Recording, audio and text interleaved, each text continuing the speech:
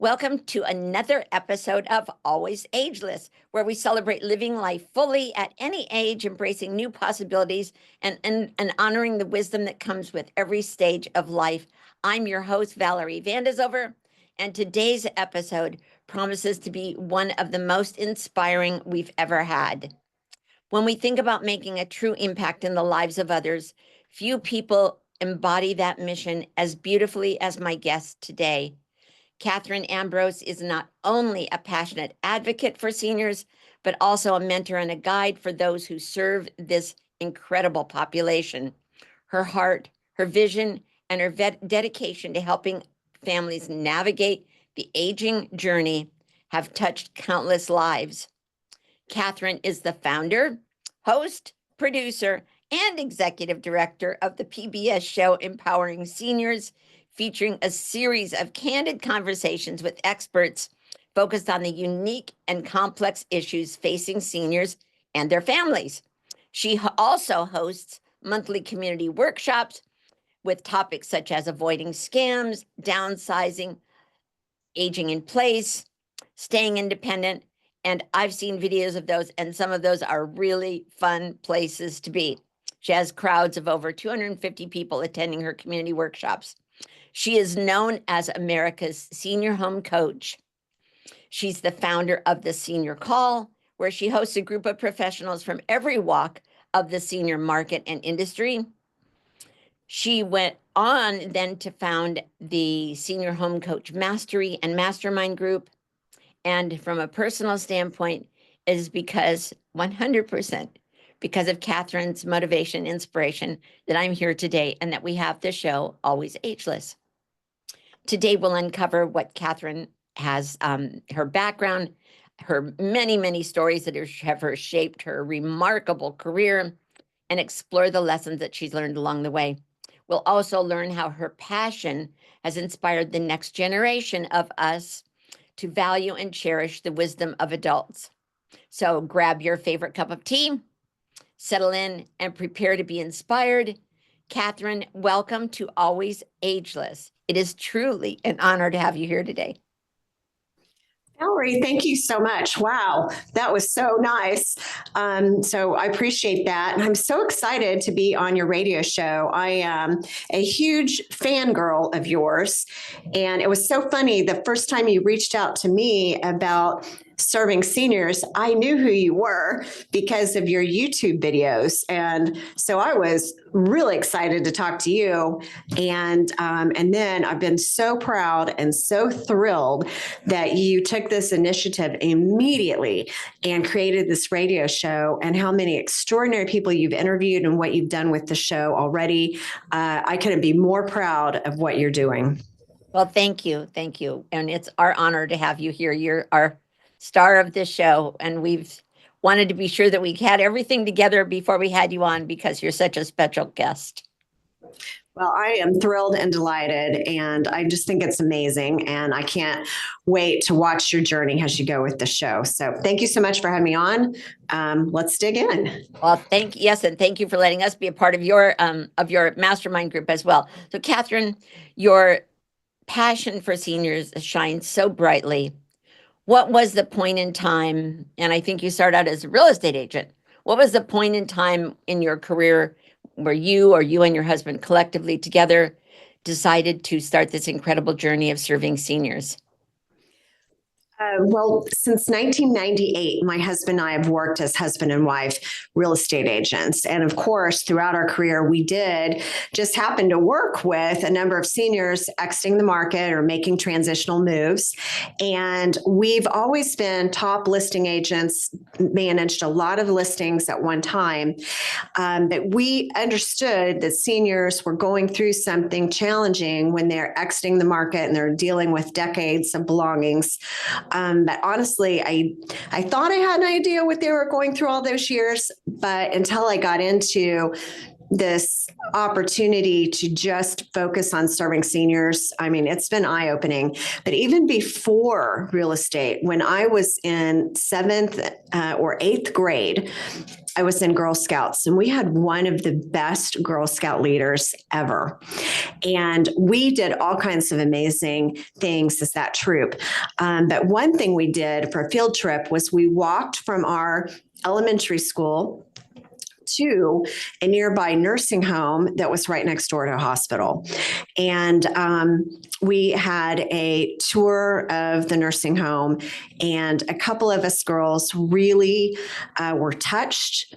And one particular girlfriend, she and I would go there several afternoons a week after school. And I just really got into that, whether I was going with her or a lot of times I was going by myself. But I would walk to the nursing home after school to visit with the nursing home residents. And I really was touched by so much there. And then I would walk home afterwards. And then after going to college and getting married, raising a family, doing a real estate business, I always remembered that with fondness. But now I feel like my life has come full circle, because in 2018, I decided that I wanted to spend the rest of my life, not just even the rest of my career, the rest of my life, to the best of my ability, serving seniors. And I'm so excited that I've been able to come full circle like this. And so anyway, that's the origin story, really. It's going back to my Girl Scout days and being a candy striper. They didn't really call us candy stripers, but we heard that term a lot as young girls because, it might not have been too long before that they did use that term. And that's probably the easiest way to explain it. It's basically a candy striper. And I remember taking a childhood doll that I loved so much and giving it to a lady in the nursing home that talked about wanting a baby all the time. And this is the same thing that we see today in memory care. And I took her one of my treasured dolls, and I went to a great deal of care to dress the doll exactly how I wanted. I wanted her to have a baby doll in a nightgown. And I was so proud to give her that. And then I got a call, I don't know if it was that day or shortly after, one of the nursing home staff called me and said, hey, little girl, you left your dolly here. And I was so stunned by that. And I said, oh, no, that's a gift for her. That is her doll. Never saw that doll again. Knowing what I know about employees and staff and all of that, I now today, as an older adult, I can understand how that happened. But I was so hurt by that I went to such care to give a treasured item from my childhood to someone that probably didn't have it 24 hours. And I'm sure it was taken and, went someplace else. Yeah, it's a touching story, but it's kind of sad. Probably that doll disappeared somewhere. And another funny thing that I think about from those days too is a lot of the residents, and I remember especially some of the women, they had imitation salt in their walkers. So they would have, this old silver walkers, and they would have a sometimes homemade, like, upholstered type bag attached to it where they could put their little goodies in it. And they carried salt around because they weren't allowed to have salt. And so they needed their salt. And so they would carry that around with them. That made a huge impact on me. And so anyway, I do have some really special memories from those days. And I feel like helping people prepare to age better and to help prepare professionals to have more fulfilling careers and how to serve better. That's definitely my mission in this later point in my career. And what do you want? You mentor so many people. And I have to say, you mentor hundreds of people. And so many people come to you for advice. You're really kind of the, as they say, you are America's senior home coach to so many. What about working with seniors what do you want your mentees to know? Not just the challenges, but the joy. Like, what is your focus in talking with them? Well, first of all, I feel like a lot of what has happened with this movement, my own career, unexpected doors that it's opened up. I mean, I did declare in 2018, I'm going to focus the rest of my life on serving seniors. I thought that meant I was going to let people know that I'm there to help seniors, and I was just going to be, real small and quiet and do that. I had no idea the doors that would be opened, and it's opened up national, and I like to say international because I get to talk to some Canadians as well. But definitely, it's opened up national doors. I had no idea what I was getting into. And I think sometimes that happens to you in life when you step out in faith and you make a strong declaration. You think you're saying yes to one thing, but you don't maybe know the yes you could be saying. So I am sharing this vision with a lot of other entrepreneurs and other professionals to let them know it's okay to put your whole heart, your whole soul, put all your eggs in one basket, because this is a field that you can work in, aging services field. I think, for example, real estate agents, they might think, oh my gosh, I don't want to. I understand niche, there's riches in the niches. We heard that for years and years as a real estate agent. But it's scary to think, oh, if I say I only serve this school district, or I only serve this type of buyer, or I only serve this type of property, that I'll be eliminating other clients from being able to want to work with me. It is exactly the opposite. You go big, you go small to go big. And there's been different times in my real estate career that I thought about different niches. By the way, there's three ways to pronounce that word. I don't know if you know that: niche, and niche. And I had to think real hard even how to pronounce. I think all of them are correct, so anything is fine. I think they're all correct. And I probably would have said niches, but I decided on niches. So we normally say niche. I was afraid at different points in my career to say yes to niche because I thought I'd be saying no to something else. But I think it came down to the right niche, and that I kind of gave up the idea of being a huge generalist. And I thought I was saying yes to maybe a smaller life and a smaller focus. And I had no idea. Absolutely. And I am having so much fun. So many things have happened in my career, I think, to perfectly prepare me. And I think that happens to all of us. We go through things and we don't realize we're being perfectly equipped, for the next journey. So I'm just so thankful to be doing this and be talking to fascinating, heart-driven people all over the country and beyond, just like you, people that want a more fulfilling career, want to do something more important, because I have to tell you that I thought real estate was really important for a long time, and it is. But this is beyond this. What we're doing is we're helping people age better. We are helping people maybe prevent faster decline physically, cognitively. And as odd as it might sound for someone that's been a real estate agent their whole life, we're helping to prevent premature deaths and tragedies. Because by becoming a specialist in aging and building up all the resources that we have, we are able to help seniors make better decisions for themselves. Even when we do television and radio and community service talks and workshops and signature seminar programs and all the things that we do, I think maybe because of this human journey we're on, there's just something about it that most people still aren't going to be proactive. And they say maybe even 90%, let's say 70 to 90% of seniors maybe have heard some of these things, but they don't take action. They're kind of waiting for an urgent crisis without maybe realizing that's what they're waiting on. And then you have the adult kids and the allies of the seniors wondering, well, what's going on with mom? What should we do about grandpa? And they're trying to have conversations, or they're having conversations with each other, and they're not quite sure when to step in. So what do? They usually wait till there's some horrible urgent crisis. Yeah, absolutely.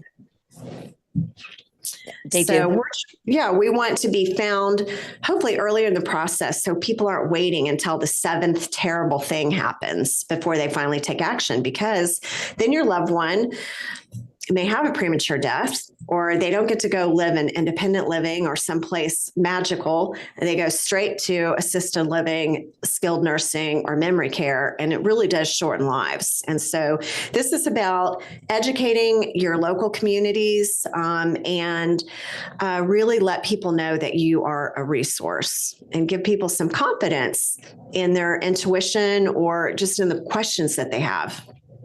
I'm interested, Katherine, one of the things that you mentioned is that you made this announcement or your commitment to yourself that you were going to start in 2018. Is that correct? Or 2019?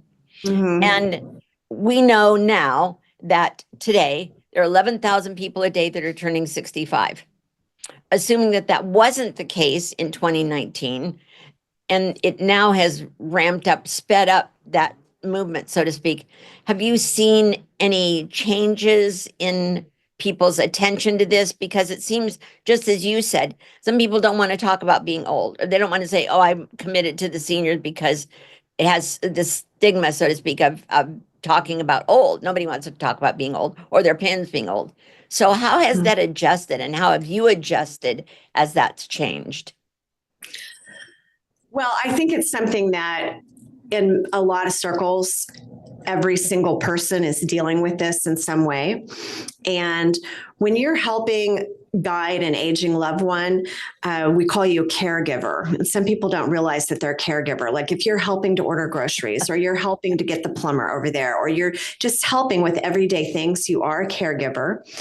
And they say there's 4 kinds of caregivers. There's somebody that's actively caregiving for someone right now, or they will be soon, or they need a caregiver. I actually forgot the 4th, but I mean, caregiving is going to touch every single person. And there are a lot of mature adults that are dealing with these issues with their aging loved ones and their neighbors. And then, of course, older seniors are maybe grappling for what they should do, or they're talking about it with their spouse or their kids. And so it is something that people are talking about. But I'll tell you what I've really noticed. And it's just now catching fire, really, is entrepreneurs.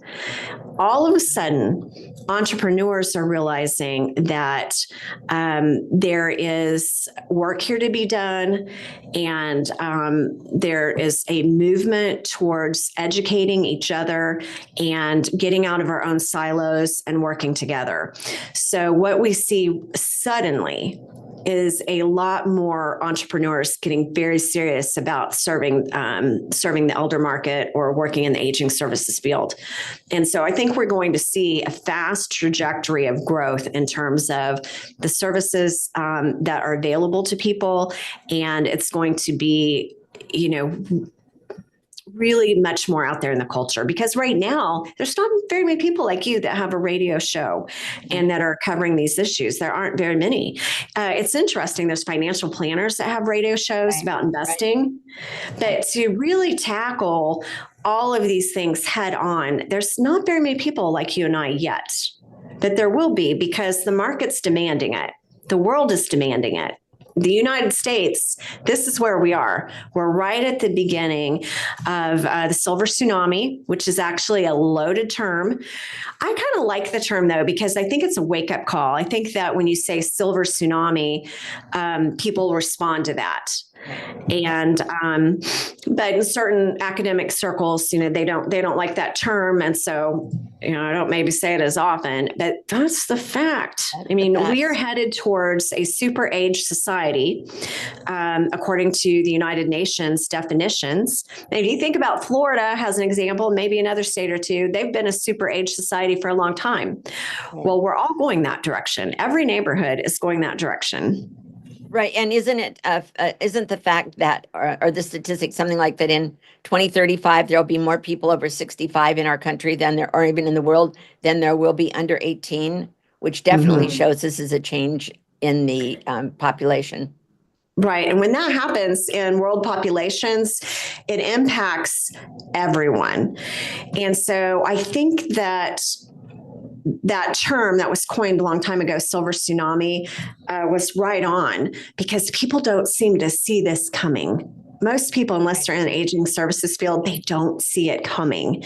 And I don't think we realize what the impact is really going to be until we get closer and closer. But we know right now there's plenty of issues and there's plenty of people obviously dealing with these overwhelming and heart-tugging issues. And so I say, there's a call to action. And so I do a daily Zoom called the Senior Call, which reaches out to entrepreneurs, and it's a call to serve. And I love that your phrase that you use is that, thank you for answering the call to serve seniors. And I think that's something which I don't want to get off on right now because we have so many other things to talk about. But I do think, and I think you'll agree, that when people think about real estate as serving seniors, they just think of people selling their home and moving to assisted living. But serving seniors, much of what you do is working with people who may not sell their home at all and may not sell for a very long time, but you're still serving them every day. And that's very admirable. And not only that, it's something people need to realize that is part of serving seniors. Right. Because people could look at statistics and think, oh, wow, I'm going to work with downsizing seniors. Well, good luck if you're looking at just finding clients to work with and selling the home, because there's a lot more to it.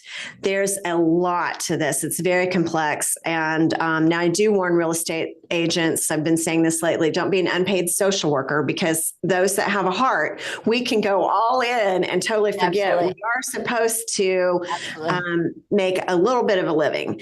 And so this is really only for the heart-driven, nurturing type people. It is not about increasing your production. And the real estate industry really doesn't know how to address this yet. And if they address it at all in different real estate offices across the country, they'll say, oh, okay, you can call expired listings, you can call for sale by owners. You ought to talk to people about downsizing. Yeah. But they don't know what to say after that, because what we're doing is so complex. And I see this so far beyond real estate, and I'm in it heart and soul. And so I thought at the beginning I was going to be helping seniors sell their homes, but I'm doing so much more than that. I'm producing television. I'm educating people all over the country. Now I'm a senior move manager and placement, doing referral and placement, which means being a senior living advisor to help seniors or families pick out the best options for senior living, which could be independent living, assisted living, skilled nursing, memory care, being an expert at that. And then I think we have the unique opportunity to bring that all together and include active adult, which could be listings in MLS that would be aging in place type properties, or being aware of what rentals are out there. Because sometimes for people that are headed towards their fragile years, or they're in their fragile years, renting is a huge relief, because rather than having to manage or get help managing your insurance policies, insurance claims, all the things that come with home ownership.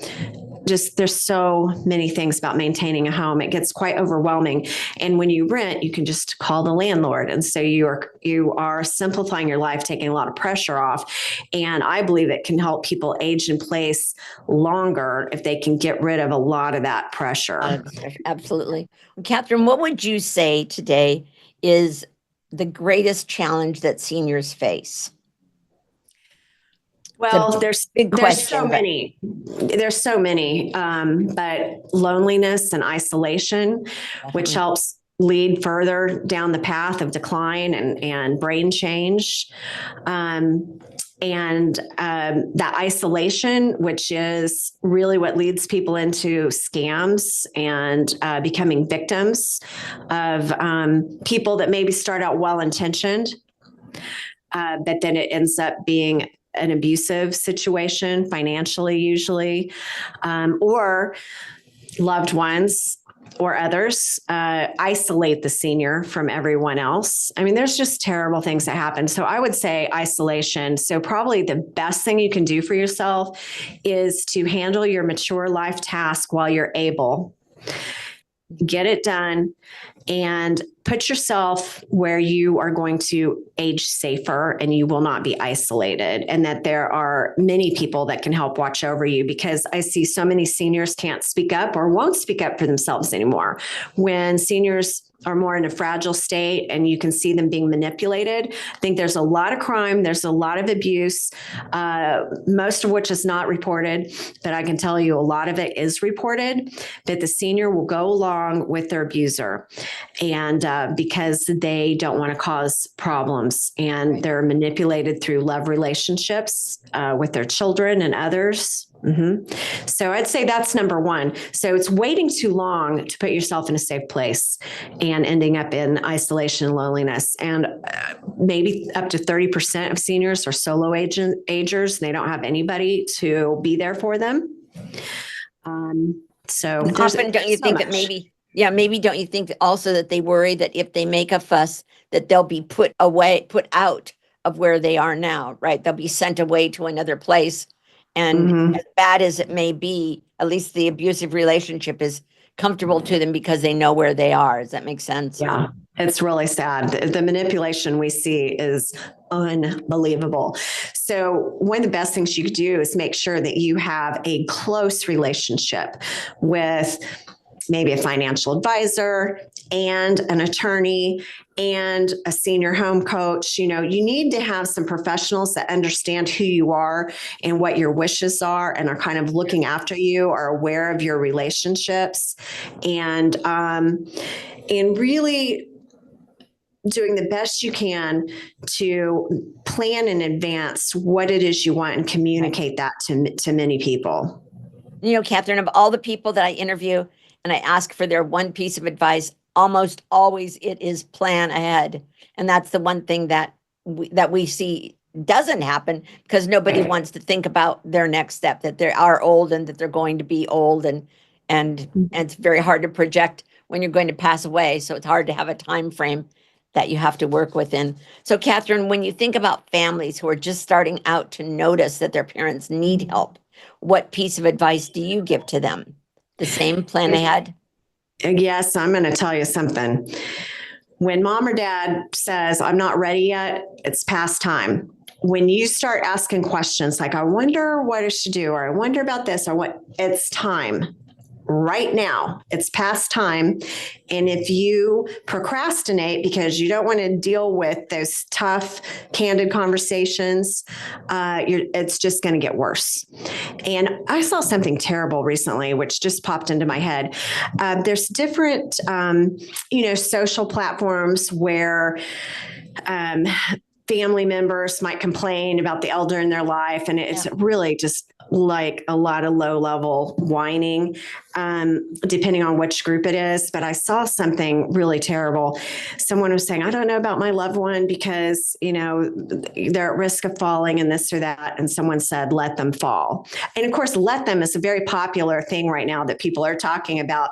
But I think that's terrible. The idea that, okay, rather than deal with, someone that's in denial or resistant to making positive changes in their life, rather than really tackling that head on in a loving way, to just let them fall and be injured so that they experience pain and, faster decline, maybe premature death. I think that's so irresponsible and so cruel. And I think that many seniors aren't really thinking straight. And if they were, they wouldn't want to be left in that position to where they are left to have something horribly painful to happen to them before someone comes in to really help them. But it's a matter of educating them and helping. Many of them don't know. My mom lived in the same house for 40 years. Now she's in a house where she's been for 2 years. She doesn't know what other options are available. And so they need someone to show them, someone to help them. And honestly, don't you think it would be better of the family actually help them understand their options, then the family may not be, quote unquote, stuck with them, so to speak, because the parent might have some other choices. Right. And so I think that when people are in a younger phase of life, and they just want to check off the to-do boxes, and they're busy with careers and the fitness and helping with their adult kids and grandkids, maybe great grandkids. It's easy to put off the elder situation that's going on until there is a crisis. And I think just knowing to catch it sooner and address it sooner as a family. Because when you do go, let's say, tour retirement living communities, it's astonishing because they're not the nursing homes that I volunteered in when I was in seventh and eighth grade. Oh, I mean, that was not a great place. No. And that would be more in tune to the Medicaid nursing homes, where people are sometimes they don't know how to navigate, maybe get into better situations. Right. When people are going to run out of money, they could be in a situation like that. But for those that are more fortunate or planned ahead, they actually could be happily astonished about the wonderful lifestyle that they have. And they cling on to their current home like it's the Alamo. And the Alamo didn't work out so good, you know, and because they're, what we're taught by, let's say, David Soley and How to Say It to Seniors is that the life development phase that we are entering into as we get older is we want to maintain our autonomy, our independence. Of course we do. Remember, as a little child, like, I'll pick my clothes. Right. You know, you are designed to make your own decisions. But at some point, if you didn't make all the right decisions, you might lose the ability to make your own decisions. And wouldn't it be better to make your own decisions all the way through so you have a future by design and not by default? So being in charge of your own decisions, very important. And then secondly, legacy. And he describes that as a state where you are starting to reflect on your life, starting to like count down, like, how many more years do I have to work or to accomplish this? Or how am I doing? Have I made the best use of my life? What can I still do now? Who will remember me when I'm gone? You know, just all of these things. So legacy and autonomy are the two biggest issues that people are dealing with. And they have a lot of conflict. They have conflict in their own brain about what they should do as far as tackling their mature life task and just different decisions. So they have conflict, inner conflict. If they're married, they probably have conflict with each other about decisions to be made, and conflict with friends and family members that have differing opinions. And so when humans feel like someone else is trying to make them do something or tell them what to do or sell them on something, they can be very obstinate and say, no, I'm not going to do that. Right. And so we've got to figure out how to help people have some good breakthroughs if they're capable of it. And we are capable of it sometimes to a certain point, and then it's just a medical decision and somebody's got to do something. It seems that we plan for retirement and we plan for getting old, only that when we retire, we're going to go on trips and all these things. But what we don't think about, and listening to you today, Katherine, is to think about how serious or how substantial and impactful of a change this is. It's like a whole different phase of life. And I think people don't think about that, because you're talking about not only where you live, but being involved, being socially involved, being active, being healthy, all of those things, how you relate to your family members. And it's a lot of things. It is a lot of things. So in an ideal world, we think about this in advance and we plan for ourselves in advance. But a lot of times seniors become isolated. And what happens in the animal world when an animal is injured, they'll have a tendency to isolate and hide because they know they're vulnerable, right? Right. And so that's what humans do. They'll kind of hide in their house and pretend like everything's fine. And you might ask great grandma what she ate. Oh, I ate breakfast, when in reality, maybe they're having part of an apple or a saltine cracker or something. So they're not getting nutrition. Nutrition is even more important when we're older than at any point in our life, believe it or not. Yeah, and so just helping someone maybe move where they have built-in socialization and delicious food, they have nutrition, you can see them age backwards. It is like a miracle a miracle. You can take someone that is having rapid cognitive decline, and if you help them move into, let's say, a lovely independent living place, and maybe they're not even that excited about it, but you want them to, to have buy-in and hopefully, agree. And so that takes some work. That's why we call ourselves a senior home coach, because this is about coaching people there so they can make their own decision. But you move somebody someplace where they have social interaction and they can process their legacy by talking to others, because that traditionally is how people process legacy, is talking to family members. But family members are so scattered now, and but they can process with each other, have meals together. And this happened in our own family. My mother-in-law, she is seriously aged backwards by probably a good 7 years. It's absolutely unbelievable. Unbelievable. Really? Mm-hmm. Yeah, that's it's like we have the old Dolores back.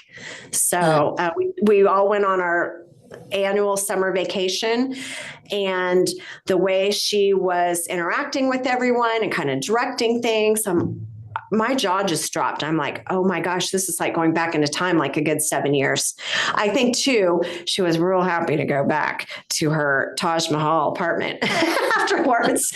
But, just because you moved to independent living doesn't mean you're like putting yourself away or the family's putting yourself away. It's you're aging in place someplace better. And it's about feeding yourself everything that you need. And so not just nutrition, but we are meant to be social creatures and be in community. Yeah. And so, it can be really awesome to be living among cohorts that experienced the same history you did, grew up in the times and lived in the times, raised in the times that you did. And, so it's a very healthy situation. And then, of course, for people that bring their loved ones into their home or they moved in with them, that can be very lovely too. And sometimes it's not so great. Sometimes it's really hard on the caregiver, the family. Maybe it's not so great for the senior. But, we're just trying to do the best we can to help people realize that aging in place in the best place possible is really important. And if that's with a loved one or friends or living in a retirement community, whatever it might be, that there are options.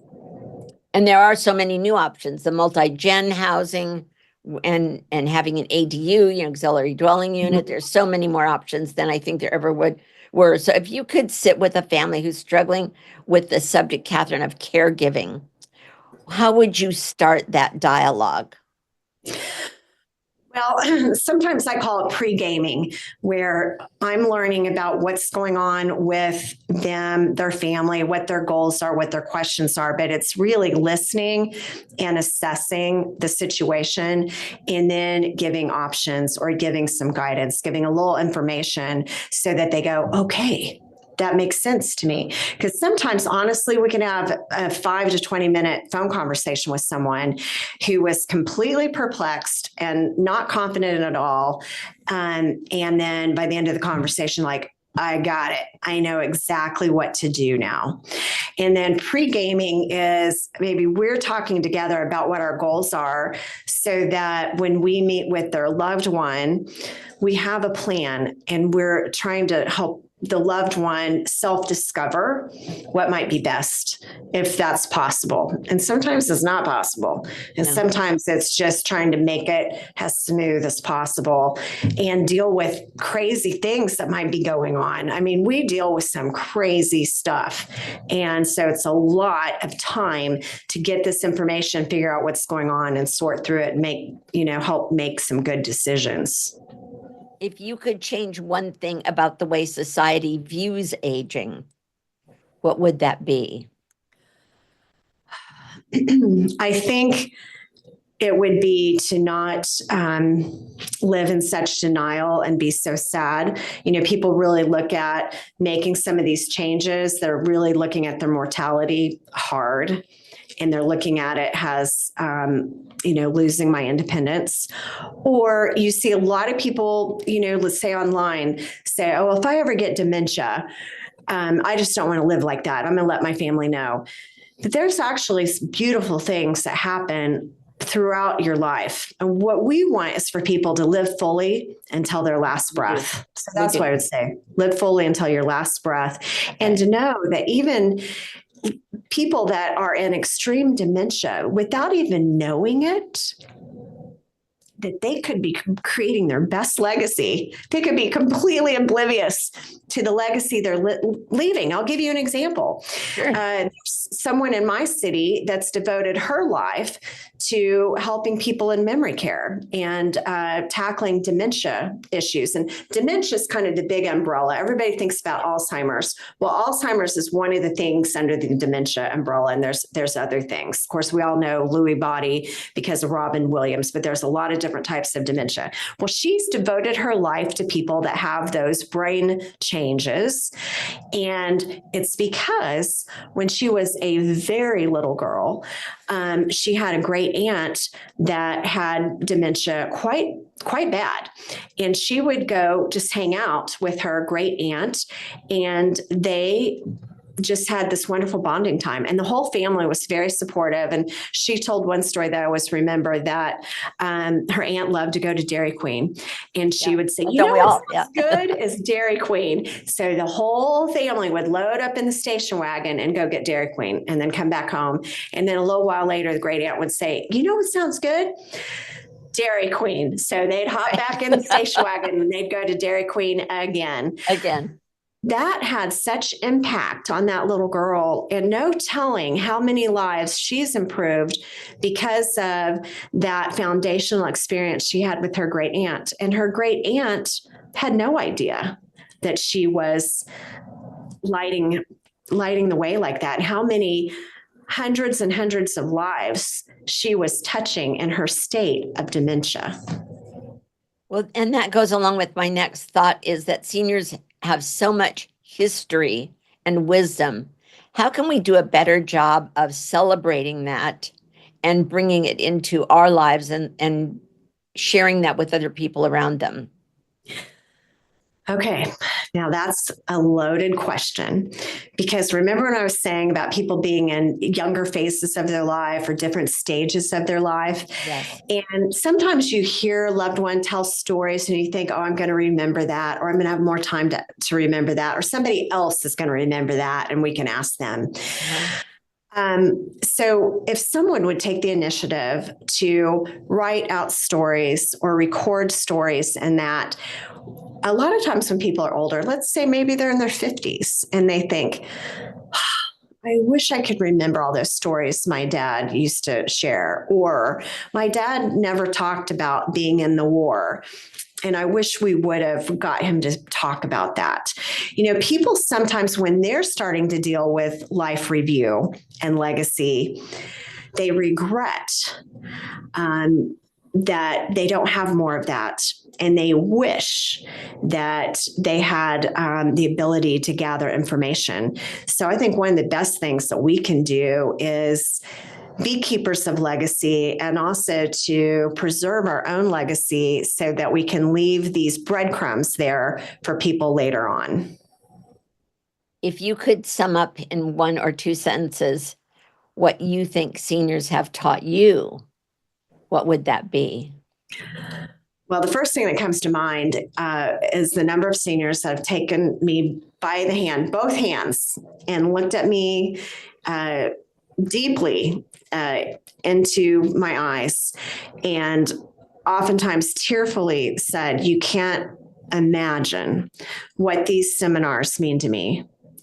It's just so unbelievable. I think that seniors oftentimes feel very forgotten, and people don't recognize the wisdom and what they've learned through their life. And they're just so happy to have people that are listening and that care. Yeah. You know, of course, well, you know, many of us have a heart for rescuing animals and advocating for children and all of these things. But seniors often feel very much forgotten and left behind and not having value. And so they're so appreciative, and you really can make a life-changing difference for someone so they can fully live until their last breath. What's one piece of wisdom you've learned from a senior that you carry with you every day? I think there's probably been many things, but what comes to my mind is estrangement.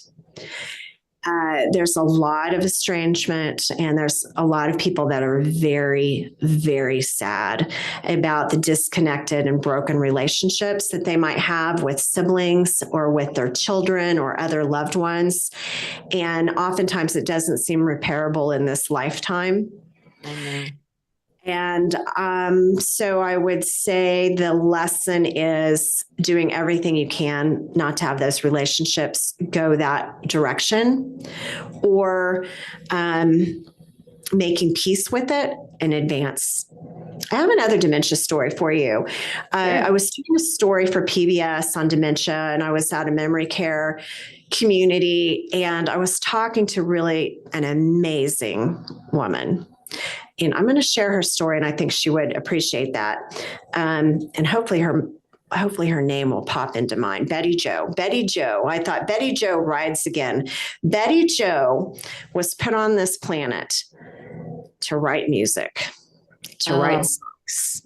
And her family that she grew up with didn't really appreciate it, but she married a young man and married into his family, and they did appreciate it.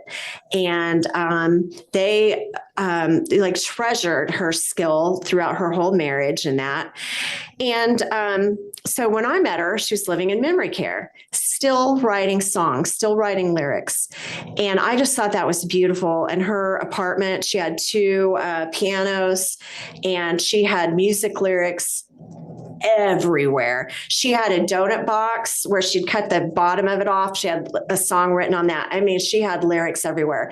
She's very desperately still trying to fulfill her mission on earth, which is to get her lyrics heard and get them to country artists. And I just thought that was extraordinary, to live your mission. But the other lesson I got from her was she told me this really sad story about Bob Hope and I Dream Jeannie. She was on the her song, Daddy was, okay, help me think of this title. Something about Mama was a go-go girl. Something like that. Maybe we could put it in the remarks. It was such an amazing song, just kind of a real funny song. And a lot of other artists picked up the song, and there's many different artists that published it.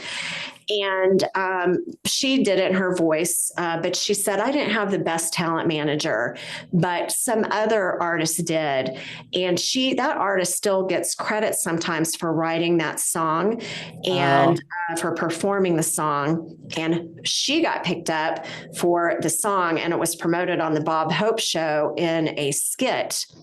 And I looked up that skit as soon as I got into the parking lot after visiting with her. Betty Jo Bangs is her name. So I just thought it was so sad because she was still like crying decades and decades later about the song being stolen, and that it made it onto the Bob Hope show, that she never got credit for it. And she was so hurt by all these wrongdoings and that darn woman that stole her song. Well, everybody in her sad story is dead. Okay. They're all dead. Of course. She outlived them all. She's still writing songs. But I thought, oh my gosh, Katherine, be settled with some of these things so you're not in the hallway crying about something that happened to you 40 and 50 years ago. Create some peace in your mind. Tell yourself a better story so you're not still telling super sad stories to yourself and to strangers about people that are already gone. So that was really touching. I just felt so privileged to be in on that life and that story. Yeah. And we do sometimes hear those sad stories, and people they never lose it. They never let it go. Right. And they carry it on. Yeah. I mentioned I Dream of Jeannie because it was Barbara Eden that sang the song in the skit. And Betty Jo said something to me that Bob Hope said about the song. And I'll be darned if it wasn't it's part of the skit, what she was telling me. So it's really interesting. And, she just wanted that story to get straightened out. And I don't know that it ever really will, but at least she's been able to share that story with some. So two things, make peace with your sad stories. so you have peace as you grow older. And then the other thing is that why are you here? What's your mission in life? And what do you still have to share with the world? So if there's something, make sure you're doing your best to do it.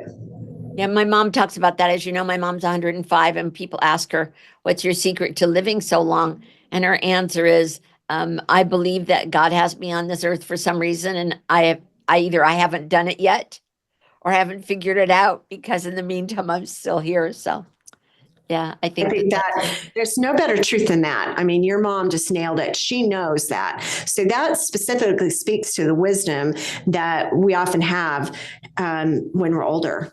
She knows. And so that's really amazing. And sometimes it's just to have that impact on a daughter or a stranger, on somebody. Katherine, I know that your family is involved in your career. You and your husband work together, and now your daughter, Jillian, and little girl to be, I think it's a little girl to be or little boy to be, are involved in yours. So how do you weave that in, and do they have your same passion for seniors? How do they work with you, and how have they adapted to this? They thought I was crazy. Isn't They that did. something? Sometimes we have this intuition or this idea, and then you tell your loved ones, you tell people, and they're naysayers. Like, my family thought I was crazy.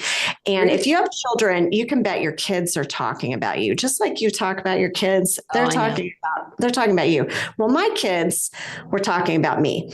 So we have a family thread where mom and dad are on the thread. Okay, like we feel like we're part of this thread. But there's another thread. Yep. There's a thread that's just the three kids, and two of them have spouses now. So I think they get to be in that thread. We don't get to be in that thread.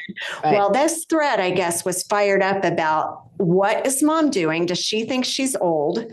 They thought it was going to cause me to age faster. Like, they didn't understand my vision for this, but now everybody's on board, and they're so proud. And my husband is so wonderful working with our senior real estate clients. They couldn't have a better realtor than Randy Ambrose. And he goes above and beyond. It's the kind of way that we work. You roll up your sleeves and you go meet people and sit at the kitchen table, rather than electronic signatures and these fast moving transactions. So we're perfectly equipped to do this kind of thing. And then my daughter helps with those transactions, but she's also on television with me every week on our local ABC affiliate. And she's been behind the scenes and on camera many times, teaching media skills camps to entrepreneurs and helping me at the PBS Kansas studios. So it's all hands on deck. And it's so awesome to have now a family mission where we're doing some really amazing things together. That's a great story. And I know, because I get to watch it in person. You've worked so closely with so many families. Katherine, what's the most beautiful transition you've seen in a family as they come together to support a loved one in their aging years? I talk a little bit about good kids and bad kids, because I already told you that we see a lot of bad things, and sometimes it is the kids, sometimes it's the neighbors, sometimes it's the janitor they met at the dialysis place. We just see a lot of victimization, and then we do our best to see if we can make a difference there. But the good kids, I think that's where the best stories are. The good kids that want to preserve mom and dad's autonomy and want to respect that and cherish their legacy. Those loving relationships where the adult kids aren't quite sure how to guide their aging loved ones. And when we can help bring harmony and peace of mind to everyone involved, that really is amazing. And then, of course, what we always hear is, why didn't I do this sooner? Every time. People are in denial. They're in pre-contemplation, sometimes for so long. And then once they finally make good decisions and get settled, they're like, I should have done this years ago. Yep, we heard that. And Katherine, I hear you talk about 7 crises, and that sometimes people wait until there's been 7 crises. Tell us your theory about that. So we know the statistics are that adult children, the good ones, the good kids usually will wait until there's 7 red flags. The flags could be anything. It could be great grandma drove up on a or a boulder in a parking lot because she thought someone was racing back behind and she didn't know what to do. And she drove up on this huge boulder and her big Yukon's just teetering and traffic stopping and taking video and photos. And she doesn't understand why people are doing that. Or she got lost on the way to her fitness class and she started calling everybody to try to get help on how to find her way back home. Now, this is a route she's taking over and over and over again. And finally, she gets herself home. Or falling down the stairs, or just, different things, but like 7 major things where you're like, oh my gosh, this doesn't seem right. And what happens sometimes is that people wait too long. And if they would have caught it maybe on the 7th, 3rd, or 4th red flag, maybe things would turn out better rather than wait till the 7th red flag when we've got a broken hip or something. And so, that's the biggie. It could be 7 of anything. But when you start seeing things happen, when you realize you're a caregiver because you're having to help make things possible so someone can age in place, that's really nice. But you also need to know that things can change quickly, and realize that at some point your loved one is probably not at all safe at home. And people will not realize that if your loved one can't leap out of their bed and run down the stairs in a burning fire and get themselves out the door on their own, should they be living in that home by themselves or have any minute in their day where they don't have a competent caregiver? And the answer is no. Yes, and you and I had that conversation actually. So Katherine, looking back on your career, what is one thing you've learned from seniors that has affected the way you live and your life? It's very eye-opening when you're helping people with a lot of different things. And so unfortunately, we had a red flag in our family. My husband had a very scary heart episode last March. That was red flag number 1. We took action on the first flag. I called the adult kids, our 3 adult kids, we're still storing things in our house, and said, we have got to do something to be better positioned. So if we had to move, we're in a better position. And we just felt so much stress. And what the family decided is that when the grandkids in Chicago got out of school for summer break, that the entire family would come home. And we spent a week together going through everything in our home. We have a very big house. And so we were able to just hang on to decades and decades of stuff. And going through that house together was amazing. And we actually had a really good time. I teared up a few times, like looking at baby clothes, and you are saying goodbye to chapters of your life, like realizing, okay, we are not parents of young children anymore. And you're kind of saying goodbye to those days. But I cannot even tell you what a relief it was to send away 2 full moving trucks worth of stuff to an estate sale, and a dumpster and a half of stuff right to be thrown out. And you usually don't want any of that stuff back. It's like a huge relief. And then still today, I'm like, what else can we get rid of? But it just takes a lot of pressure off of you. It also relieves the adult kids, because the adult kids are like, okay, at least mom, dad got this much done. And also it forced them to make decisions. Do you want this? Do you want this? And so it helps everyone just make some progress. And so I feel better knowing that if there was another health scare or we needed to make a move, that it'd be that much easier because we already have a week into all those projects. But also, we've learned so much about health. I've interviewed tons of doctors. So I'm on all kinds of hormones and supplements and things. So, I mean, it's made a huge impact on how my husband and I live our daily life and how our kids are, and the medical decisions that we make. We unfortunately are at the end of our show. We could talk forever. You are a wealth of knowledge, and you're the kindest, most beautiful soul. Anyone who had the opportunity to work with you as a family or as a senior aging person, I know they would want to do that. So thank you for the impact you've had on so many people. And as we close, one last question. What is one message you would have to seniors right now? If there's one thing you could say to them, how they've impacted your life, or what you'd want them to know, something you'd want to teach them before we end our show. I would say to be brave and to recognize in your whole entire life, you'd look forward to the future and fresh starts. When you are only reflecting back and you're just trying to stay put, that's not the way we're to live our lives. You should always be looking forward to something and to dream a new dream for your life. It's not too late. You don't have to be holed up in your house and be isolated. Be open to conversation and to ideas and to something new in your future. We're designed to look forward, and we can keep the memories, but we also have got to be brave and go boldly into that future. And then also leaving clues for your family about how much you think of them, you love them, the memories you would like to leave for them, and figure out a way to do just that. Even if they don't seem like they're paying attention today, they'll be thinking about you probably decades after you're gone. They will. You're creating your legacy every single day with what you're putting in people's heart. So do the best you can to leave the best legacy possible. We put so much effort into what to expect when we're expecting. We want to be a good mommy and daddy when we're having kids, or be a good sister, a good brother, whatever it might be.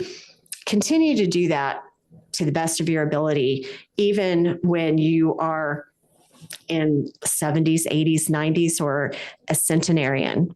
To the best of your ability, know that you are leaving your legacy, and also do what you can to not feel sorry for yourself. If you feel like you're being left out, don't be left out. Don't pout about it. Just invite yourself in. Absolutely. Yeah. Katherine, thank you so much. Katherine Ambrose, the senior home coach, the senior call, and empowering seniors. Katherine, thank you for all you do. It's been our pleasure and honor to have you on our show. Well, thank you so much for letting me share my story. But most of all, thank you for everything that you're doing. And I was going to say back at you that anyone would be smart to work with you, Valerie. And so I hope people remember that you are a realtor. You have a tremendous amount of experience and heart, and that you're the resource that they should call. Thank you very much. Thank you. And don't forget, to our listeners, to stay in touch and come and visit us again next Monday at 3:00 at Always Ageless.